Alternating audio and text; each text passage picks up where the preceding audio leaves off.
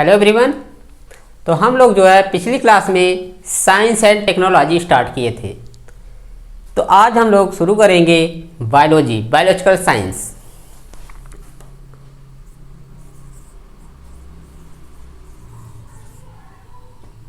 Biology सबसे पहले जो है हम लोग देखेंगे इसकी डेफिनीशन क्या है। बायोलॉजी की डेफिनीशन क्या है? The branch of science which deals with the study of living organisms is known as biology या is called as biology।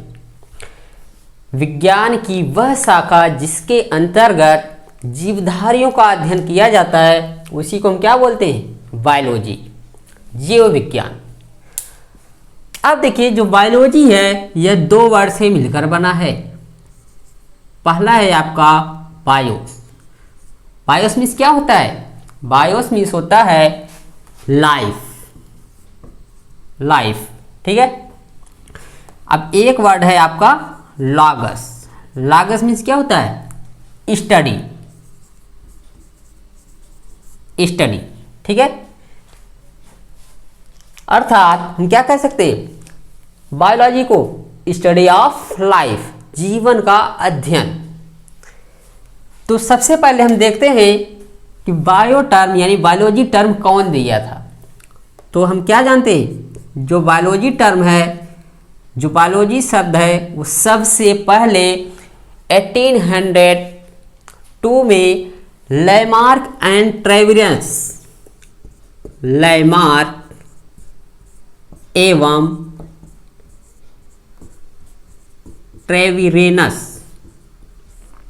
नामक साइंटिस्ट ने किस सन में? 1802 में दिया था। 1802 में दिया था। देखिए टर्म हो गया। अब जो है जो बायोलॉजी है इसके फादर कौन है? यानी बायोलॉजी के यानी जीव विज्ञान का पिता किसे कहा जाता है? तो हम देखते हैं फादर ऑफ बायोलॉजी।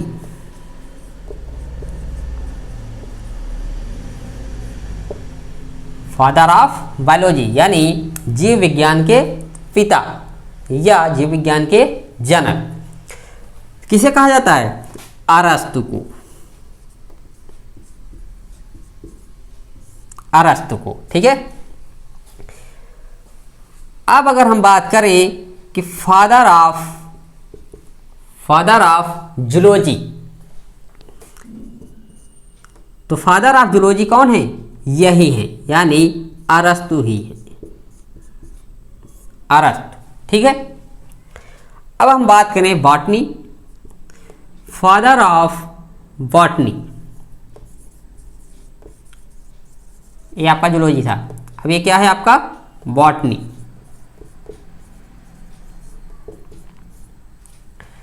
ठीक है। तो फादर ऑफ बॉटनी कौन है? फादर ऑफ बॉटनी जो है थियोफ्रेस्टस।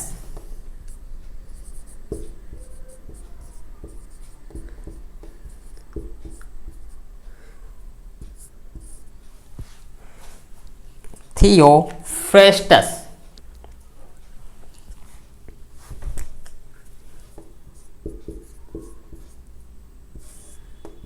ठीक है। चलिए अब एक वर्ड और आता है बाइनोमियल नॉमेनक्लेचर। इसको हम लोग बॉटनी में पढ़ेंगे लेकिन थोड़ा सा जानते रहिए। अभी जो क्लासिफिकेशन है उसको हम जो है बॉटनी पढ़ेंगे। यहां पर केवल आप जानिए बाइनोमियल नॉमेनक्लेचर कौन दिया था। तो लिख लेते हैं थोड़ा, यानी द्विनाम पद्धत। बाइनोमियल नॉमेनक्लेचर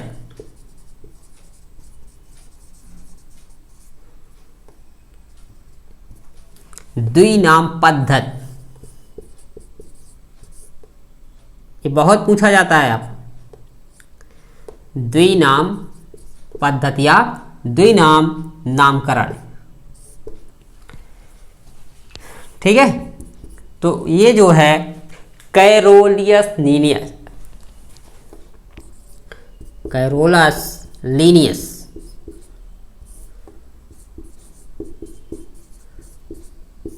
कैरोलस लिनियस नामक वैज्ञानिक ने दिया था। ठीक है,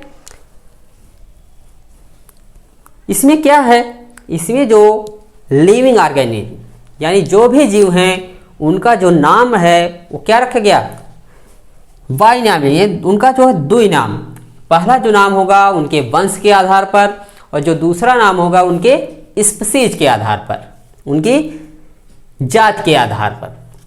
और उसके आगे एक और है, उसमें एक वैज्ञानिक का नाम जुड़ जाता है, उसमें जो है वैज्ञानिक का नाम जुड़ जाता है। जैसे किसी भी, चाहे आप जो भी ले लीजिए, जैसे मंगीफेरा इंडिका, उसमें क्या है, जो मैंगी है वो क्या है, जीनस है, इंडिका क्या है, स्पीसीज है। इसी तरीके से बहुत सारे हैं, उसको हम लोग आगे पढ़ेंगे। यहाँ पर केवल हम क्या जानेंगे, बाइनॉमियल नॉमेनक्लेचर कौन दिया था, इसके बारे में डिटेल हम लोग आगे चैप्टर में पढ़ेंगे। ठीक है, चलिए अब देखिए, ये जो बाइनॉमियल नॉमेनक्लेचर है कैरोलस लिनियस दिए थे। अब इनकी एक बुक थी, ये भी पूछी गई है कि उनकी बुक का नाम क्या था, यानी उनकी बुक थी सिस्टेमा नेचुरी, सिस्टेमा नेचुरी। ठीक है, देखिए बायो में जो है आपको कुछ इंग्लिश यानी अंग्रेजी वर्ड का बहुत ज़्यादा प्रयोग करना होगा, नहीं तो आप कुछ ऐसे वर्ड हैं जो आप जानते हुए भी क्वेश्चन नहीं कर पाते हैं। इसीलिए जो है बायोलॉजी अगर आप पढ़ रहे हैं तो उसमें जितना हो सके आप इंग्लिश वर्ड का यानी अंग्रेजी शब्द का प्रयोग करिए।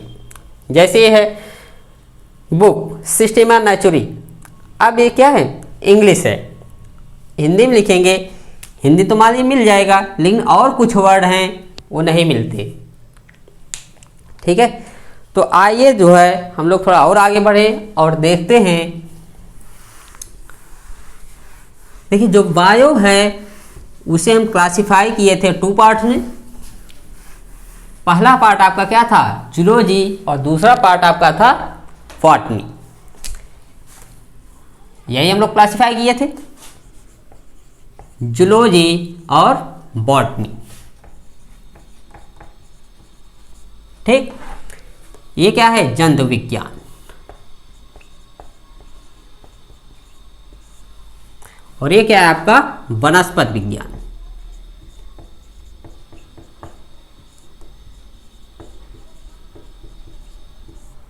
ठीक है, चलिए तो आज हम लोग सबसे पहले पढ़ेंगे जूलॉजी, जंतु विज्ञान। आज हम लोग यहीं से स्टार्ट करेंगे। जैसे ही आपकी जूलॉजी कंप्लीट होगी उसके बाद आपकी बॉटनी चलेगी। चलिए हम लोग शुरू किया जाए जूलॉजी यानी जंतु विज्ञान।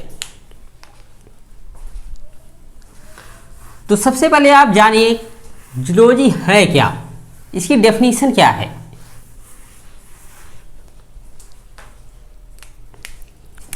देखिए जूलॉजी,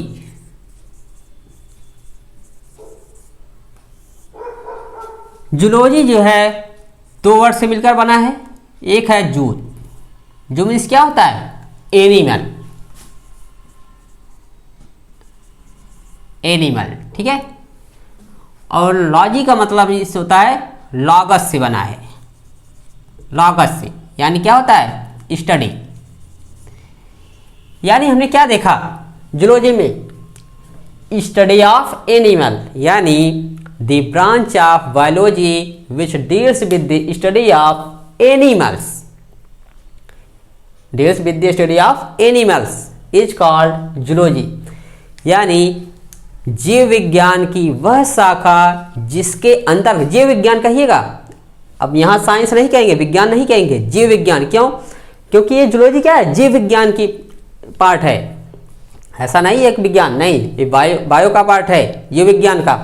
तो हम क्या कहेंगे, द ब्रांच ऑफ बायोलॉजी, यानी विज्ञान, सॉरी, जीव विज्ञान की वह शाखा जिसके अंतर्गत जीव जंतुओं का अध्ययन किया जाता है उसे हम क्या कहते हैं, जंतु विज्ञान यानी जूलॉजी कहते हैं। तो आइए हम देखें जूलॉजी में हमें पढ़ना क्या क्या है, सबसे पहले इसको देखते हैं, फिर हम जो है एक एक करके स्टडी करेंगे। देखिए, जूलॉजी में हमें जो पहला पार्ट पढ़ना है वो है आपका सजीवों का संगठन। पहला जो आपको पढ़ना है वो है सजीवों का संगठन।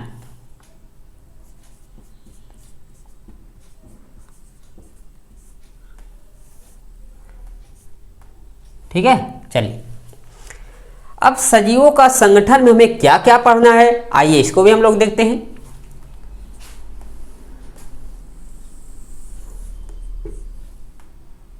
पहले हम लोग इसको क्लासिफाई कर लेते हैं, फिर एक एक करके हम लोग इसी अनुसार पढ़ेंगे।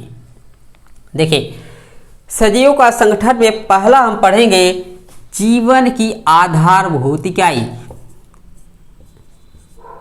जीवन की आधारभूत इकाई क्या है, पता है आपको? चलिए, ये क्या है आपकी कोशिका यानी कोसा। ठीक है, कोशिका आप लिख लीजिए, कोशिका। ठीक है, अब इसमें जो हम दूसरा पार्ट पढ़ेंगे वो है आपका ऊतक, टिश्यू।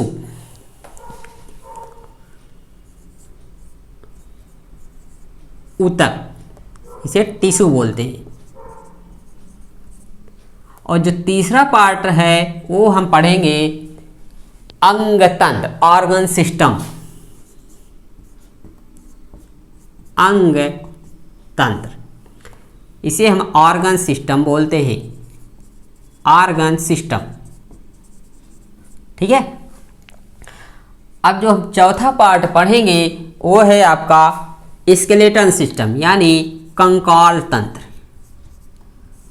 कंकाल तंत्र। ठीक है, अगला जो हम लोग पढ़ेंगे वो है तंत्रिका तंत्र यानी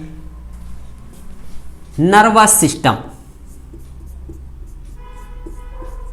तंत्रिका तंत्र। ठीक है, अब एक और है इसमें, इसी में आ जाएगा, चलिए दिखाई दे रहा है, एक और आ जाएगा आपका संवेदी अंग।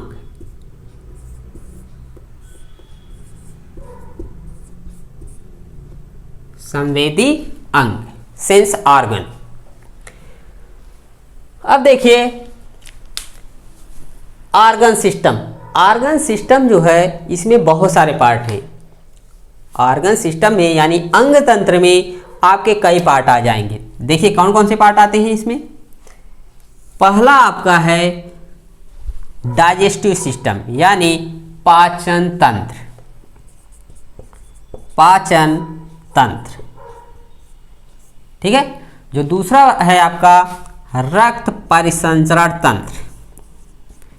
रक्त परिसंचरण तंत्र। अब जो तीसरा पार्ट है आपका श्वसन तंत्र, रेस्पिरेटरी सिस्टम। श्वसन तंत्र। जो चौथा पार्ट है आपका है उत्सर्जी तंत्र, एक्सक्रीटरी सिस्टम। देखिए जो पांचवा आपका है वो है अंतःस्रावी तंत्र।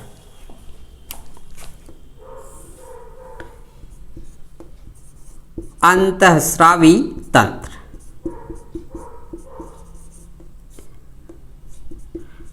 और जो लास्ट है आपका जनन तंत्र यानी रिप्रोडक्टिव सिस्टम।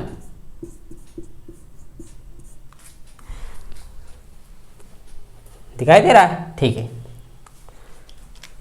पाचन तंत्र, रक्त परिसंचरण तंत्र, श्वसन तंत्र, उत्सर्जी तंत्र, अंतःस्रावी तंत्र और जनन तंत्र, ये क्या है? पूरा ऑर्गन सिस्टम है। ठीक है, तो ये है पहला आपका सजीव का संगठन। ये तो आपका क्या था? पहला पार्ट था। अब आइए हम लोग देखते हैं दूसरा पार्ट। चलिए इसको मिटाएं।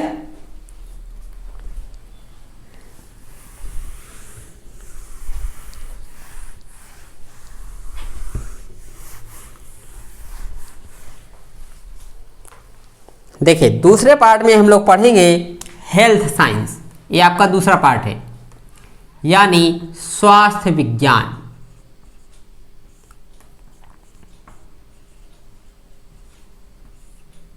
स्वास्थ्य विज्ञान, हेल्थ साइंस।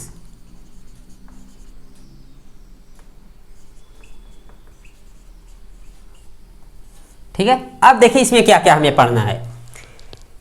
इसमें जो है हमें सबसे पहले संतुलित आहार पढ़ना है। देखिए इसको भी हम सबसे पहले दो पार्ट में डिवाइड करेंगे। पहला जो है हम लोग संतुलित आहार, बैलेंस्ड डाइट। संतुलित आहार, ठीक है। और जो दूसरा है वो है ह्यूमन डिजीज, यानी मानव बीमारियां। मानव बीमारियां,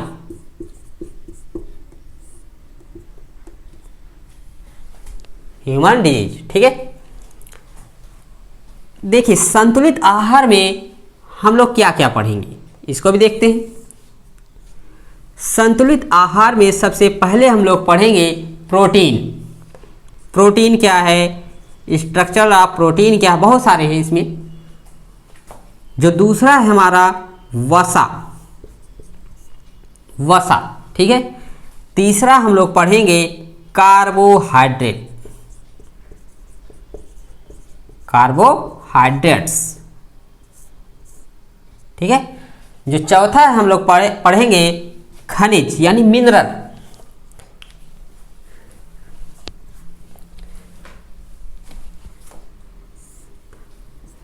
खनिज लवण, ठीक है। और अगला है आपका विटामिन। एक और है आपका वो है जल, वाटर। इतना हमें पढ़ना है किसमें, संतुलित आहार में। किसमें, संतुलित आहार में, ठीक है। चलिए अब हम आते हैं मानव बीमारियां। इसमें कौन कौन सी डिजीज हमको पढ़ना है। तो चलिए देखिए, जो आपकी ह्यूमन डिजीज है मैं यहां कर दे रहा हूं।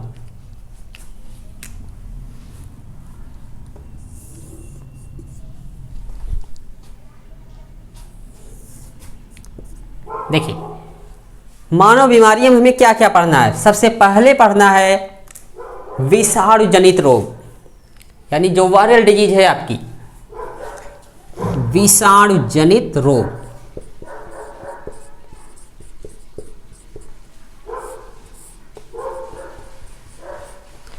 जो दूसरा आपका है जीवाणु जनित, यानी बैक्टीरिया से जो होता है, जीवाणु जनित, ठीक है। यहां रोग लिखिए आप। अगला है आपका प्रोटोजोआ, जो प्रोटोजोअस होता है, प्रोटोजोआ। अगला आपका है जो फंगल डिजीज, कवक से होता है, कवक। अगला आपका है कृमि, कृमि जनित।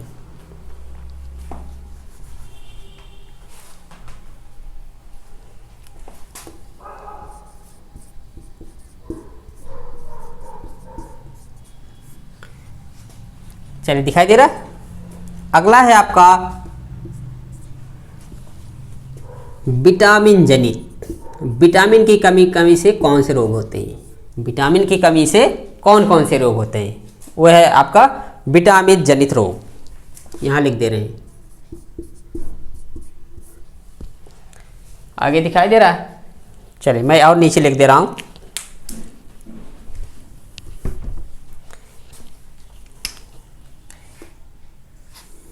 यहां मैं लिख दे रहा हूं।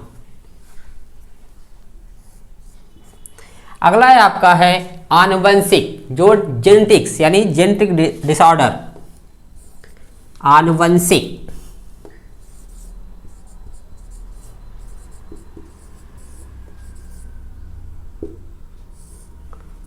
ठीक है। अगला जो आपका है संक्षिप्त टिप्पणियां, कुछ इसमें टिप्पणियां हैं उसे हमको पढ़ना है। संक्षिप्त टिप्पणियां,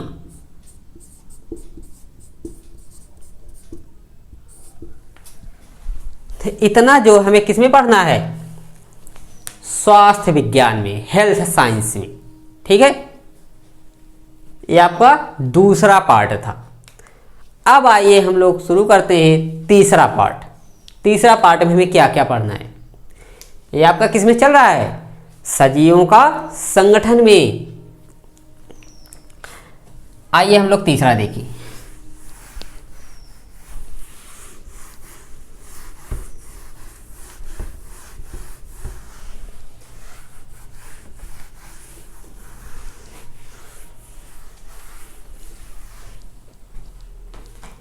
देखिए, जो तीसरा हमें पढ़ना है वो है जेनेटिक्स।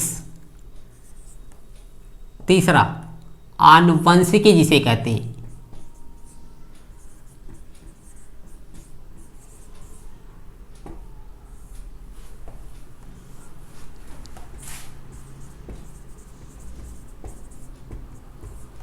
ठीक, चलिए अब इसमें हमें क्या क्या पढ़ना है, जेनेटिक्स में क्या क्या पढ़ना है इसको देखिए। सबसे पहले हमें पढ़ना है म्यूटेशन, उत्परिवर्तन। उत्परिवर्तन। जो दूसरा हमें पढ़ना है वो है सुजननकी। सुजननकी।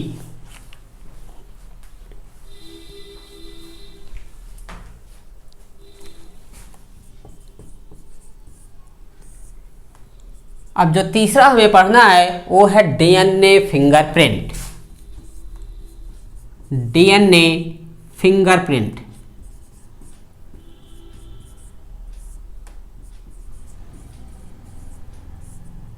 ठीक है, देखिए अब जो एक और है वो हमें पढ़ना है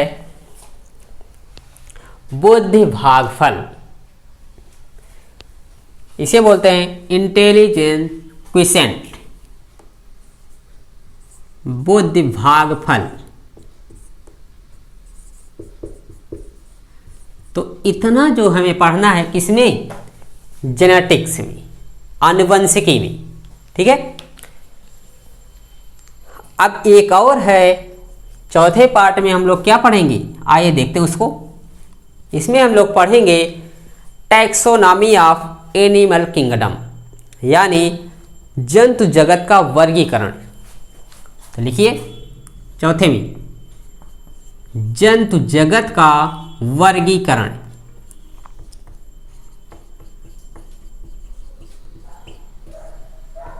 वर्गी चलिए, टैक्सोनॉमी ऑफ एनिमल किंगडम। इसमें जो हमें पढ़ना है वो है, पहले इसको हम दो पार्ट में डिवाइड करेंगे। पहला आपका है यूनिसेलुलर और दूसरा है आपका है मल्टीसेलुलर, यानी एक कोश की और बहुकोश की। एक कोश की और बहुकोश की।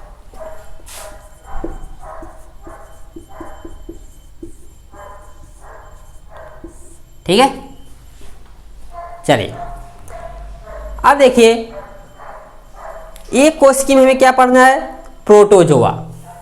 ठीक है, एक कोशिकी में हमें जो पढ़ना है वो है प्रोटोजोआ।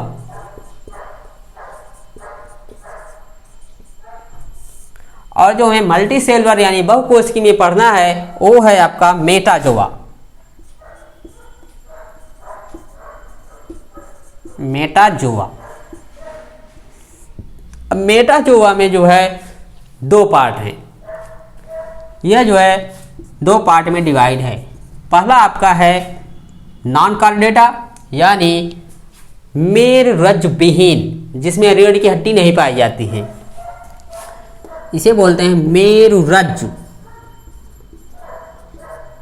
विहीन। विहीन मतलब नहीं पाई जाती है। ठीक है, और एक है आपका मेरुरज्ज रहित। मेरुरज्ज या युक्त लिखिए आप, मेरु रज्जु रहित या युक्त, युक्त युक्त लिखिए आप, मेरु रज्जु युक्त, जिसमें मेरु रज्जु पाई जाती है यानी रीढ़ की हड्डी पाई जाती है। तो इतना हमको पढ़ना है किसमें, जूलॉजी में यानी जंतु विज्ञान में। तो चलिए हम लोग सबसे पहले पढ़ेंगे सजीवों का संगठन, उसके बाद हम लोग आएंगे हेल्थ साइंस में, फिर आएंगे जेनेटिक्स में, फिर आएंगे क्लासिफिकेशन या टैक्सोनॉमी ऑफ एनिमल किंगडम।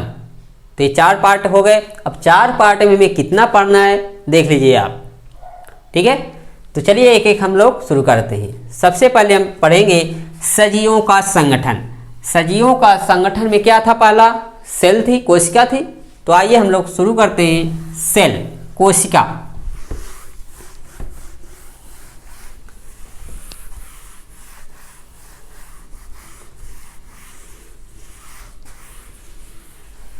देखिए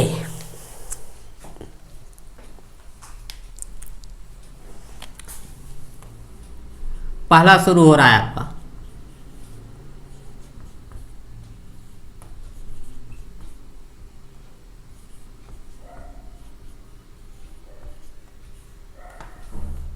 सजीवों का संगठन, ठीक है।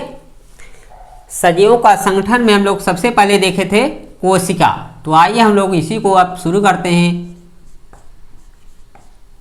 सेल, कोशिका।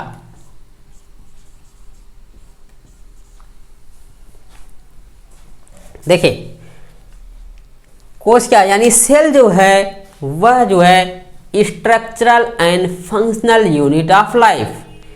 कोई भी लिविंग है उसकी क्या होती है, structural and functional unit of life, संरचनात्मक एवं क्रियात्मक इकाई होती है। जो कोशिका है किसी भी जीव की, जिसमें क्या है लिविंग यानी जान है, जिसमें उसकी क्या है, ये संरचनात्मक एवं क्रियात्मक इकाई होती है। तो हम क्या लिख सकते हैं, यह जो है संरचनात्मक एवं क्रियात्मक इकाई होती है।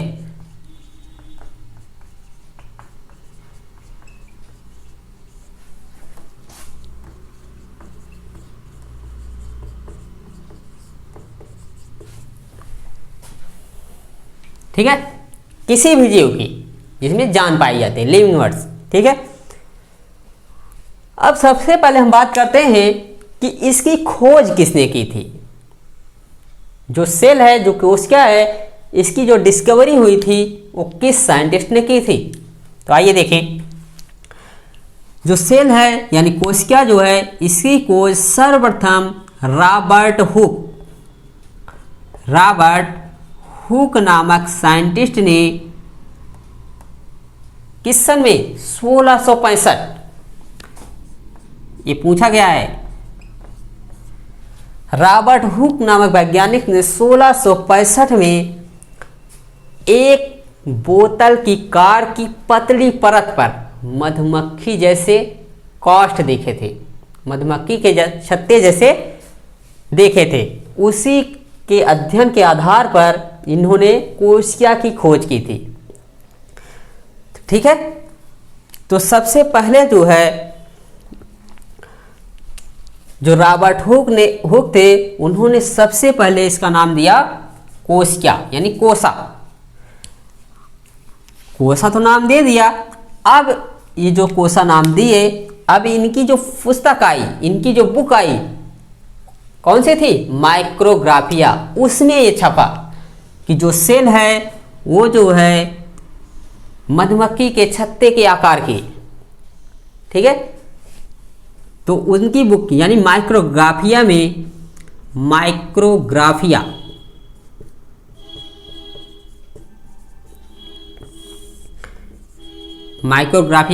छपा, ठीक है। ये आप ध्यान दीजिएगा, माइक्रोग्राफिया ये उनकी बुक है, किताब। ये पूछा गया है रॉबर्ट हुक ने जो खोज की थी कोशिका की, वो किस बुक में छपा। तो क्या बताएंगे, माइक्रोग्राफिया, ठीक है। अब आइए हम बात करते हैं कि जो सजीव हैं। ये तो कहाँ देखे थे? बोतल की कार की पतली परत पर देखे थे। क्या लिविंग थी? नॉन लिविंग थी। अब आइए हम बात करते हैं कि लिविंग में, यानी जो जीवित वस्तु है, जो लिविंग ऑर्गेनिज्म है, उसमें जो सेल की खोज हुई यानी कोशिका की खोज हुई, वो किस साइंटिस्ट ने की थी? आइए हम बात करते हैं। देखिए, इसकी यानी जो लिविंग ऑर्गेनिज्म है उनमें जो है जो सेल है उसकी खोज 1674 में एक साइंटिस्ट थे, एंटोनी वान लीवेनहॉक। एंटोनी वान लीवेनहॉक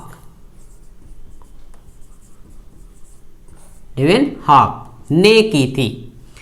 ने सजीव कोशिका में खोज, ऐसा लिखिए, ने सजीव कोशिका की खोज की। सजीव कोशिका की खोज की।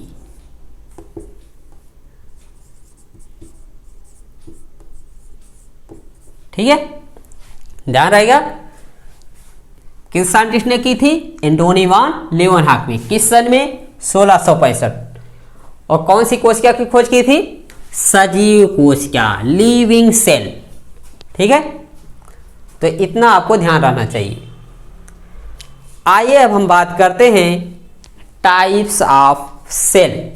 सेल कितने प्रकार की होती है? टाइप्स ऑफ सेल, कोशिका के प्रकार।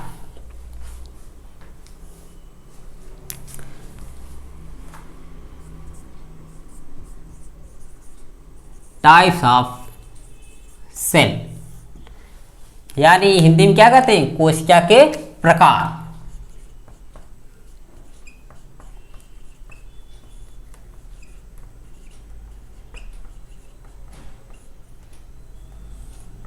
चलिए देखिए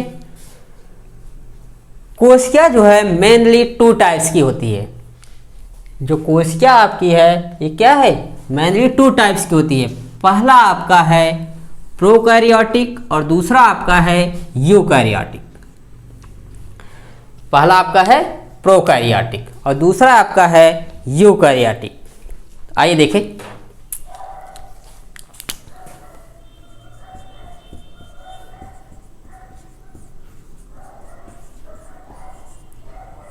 प्रोकैरियोटिक और यहां है आपका यूकैरियोटिक।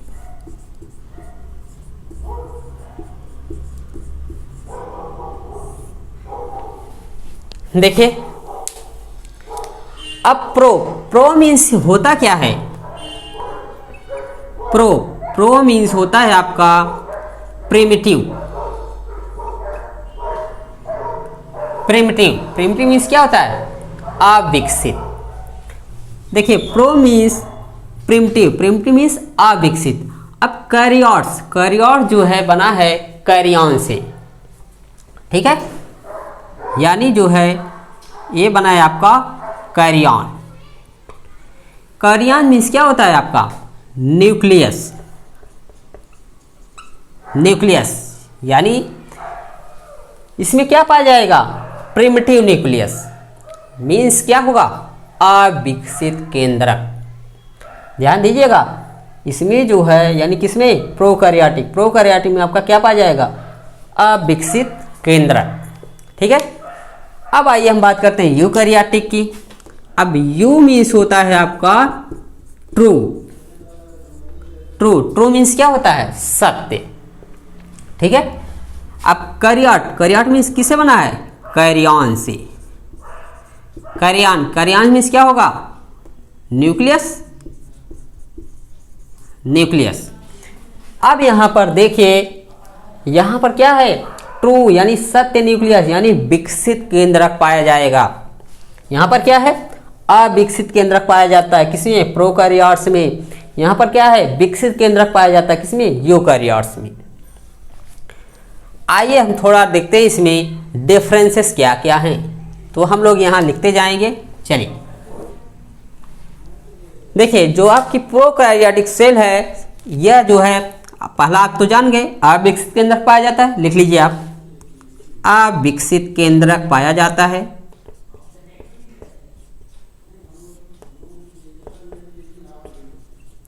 अविकसित केंद्रक पाया जाता है।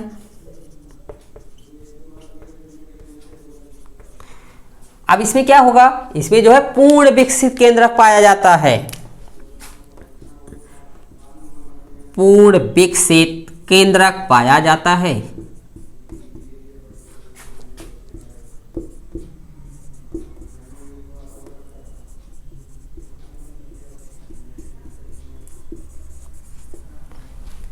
अब आइए हम बात करते हैं दूसरे की।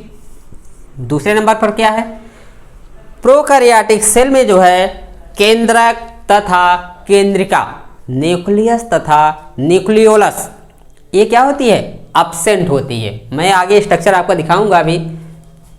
तो इसमें देखिए, यानी प्रोकैरियोट में केंद्रक तथा केंद्रिका,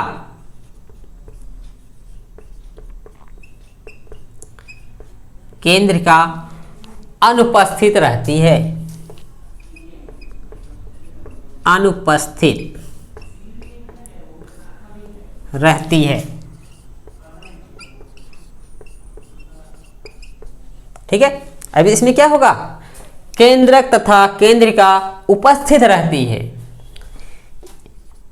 जो दूसरा आपका है इसमें मैं लिख दे रहा हूं केवल उपस्थित रहती है। ठीक है, आगे आप लिख लीजिएगा, केंद्रक तथा केंद्रिका क्या है, उपस्थित रहती है।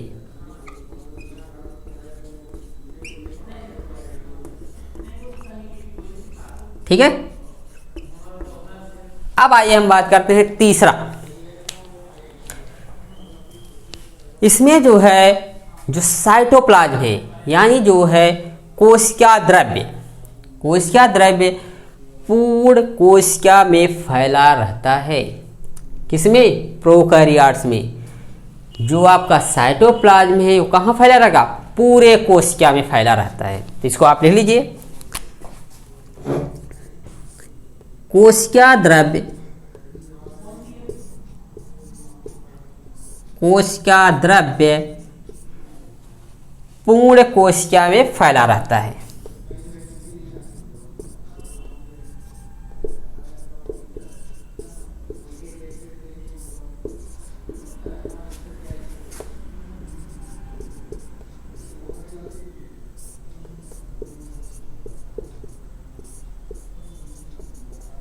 ठीक है। अब उसमें क्या रहेगा, उसमें जो है कोशिका द्रव्य, कोशिका एवं कोशिका कला, न्यूक्लियर मेम्ब्रेन, कोशिका कला के बीच फैला रहता है। ध्यान दीजिएगा, इसमें क्या है, कोशिका द्रव्य जो है पूर्ण कोशिका में फैला रहता है, यानी पूरी कोशिका में फैला रहेगा। अब इसमें क्या रहेगा, इसमें जो है कोशिका, कोशिका तथा कोशिका कला के बीच फैला रहता है, ऐसा नहीं पूरी कोशिका में। लिख लीजिए इसको। तीसरा है आपका कोशिका द्रव्य, कोशिका द्रव्य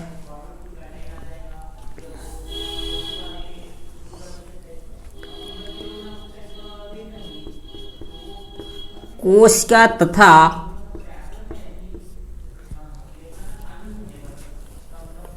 कोशिका कला,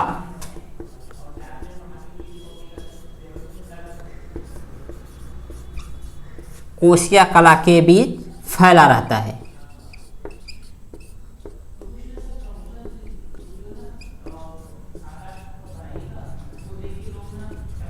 ठीक है, चलिए आइए अब हम बात करते हैं चौथे नंबर पे।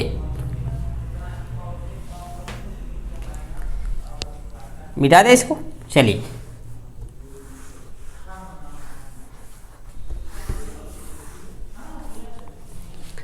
देखिए जो चौथा नंबर आपका है वो है डीएनए हिस्टोन प्रोटीन। इसमें एक प्रोटीन पाई जाती है, उसका नाम है डीएनए हिस्टोन। वो क्या होती है, इसमें अनुपस्थित होती है। यानी जो आपका चौथा नंबर है, डीएनए प्रोटीन अनुपस्थित होती है। डीएनए हिस्टोन प्रोटीन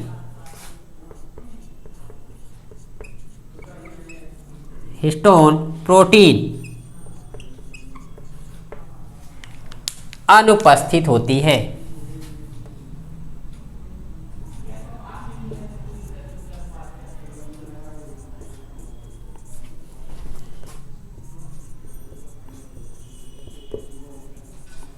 अब इसमें क्या रहेगा, डीएनए हिस्टोन प्रोटीन उपस्थित होती है। ठीक है, यहां मैं लिख दे रहा हूं उपस्थित होती है।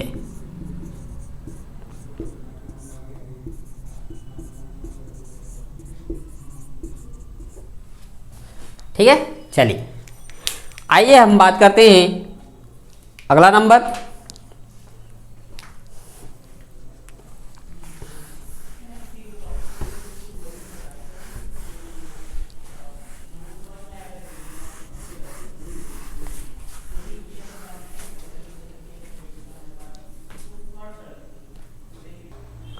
देखिए, जो आपका 5वां नंबर है cell organelles. Cell organelles means होता है कोशिकांग। कोशिकांग में आपके क्या क्या आते हैं, जैसे हो गया माइटोकॉन्ड्रिया, गाल्जी कॉय, एंडोप्लाज्मिक रेटिकुलम यानी अंतःप्रदब्बी जालिका, लवक, ये सब क्या होंगे, एब्सेंट होंगे, अनुपस्थित रहेंगे। तो लिखिए इसको, कोशिकांग अनुपस्थित होते हैं। कोशिकांग अनुपस्थित होते हैं।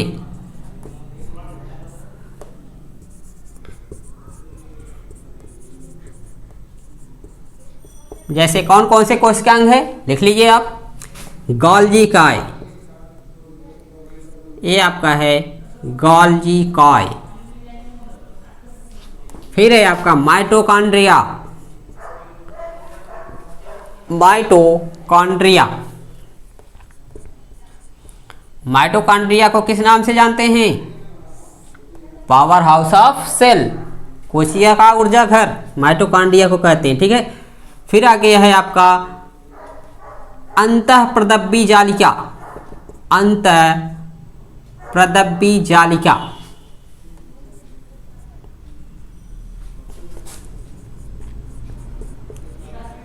फिर आपका है लवक, इसे प्लास्टिड बोलते हैं। आदि अभी और भी सारे हैं, वो सब क्या होते हैं, अनुपस्थित होते हैं। ठीक है, अब यूकैरियोट्स में क्या रहेगा, कोशिकांग उपस्थित होते हैं, कोशिकांग उपस्थित होते हैं।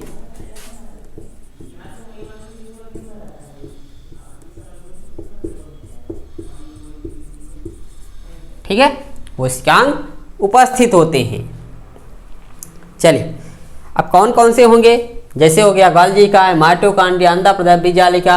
हाँ, लवक को आप इसमें नहीं होगा। ठीक है, चलिए अब इसमें क्या होगा, इसमें आपका 70S टाइप का राइबोसोम पाया जाता है। राइबोसोम दो टाइप का होता है, एक है आपका 70S और एक है आपका 80S। तो इसमें जो है आपका 70S टाइप का राइबोसोम पाया जाता है, प्रकार का राइबोसोम पाया जाता है।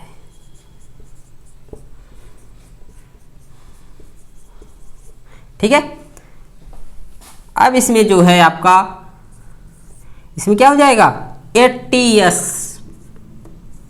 प्रकार का राइबोसोम पाया जाता है।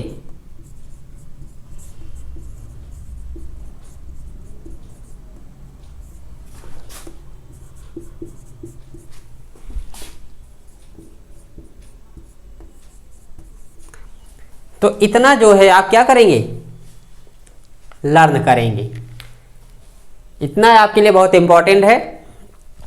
अब आइए हम लोग और आगे बढ़ते हैं और देखते हैं part of cell.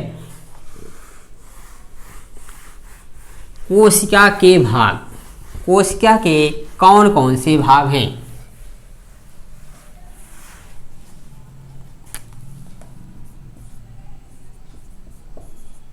Parts of cell,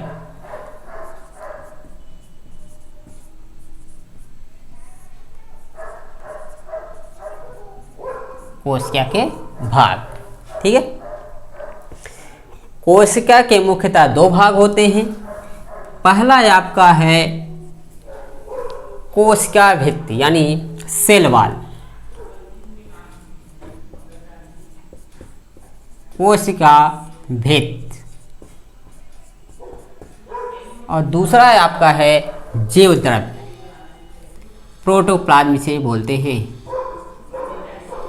protoplasm. और ये है आपका सेल वॉल।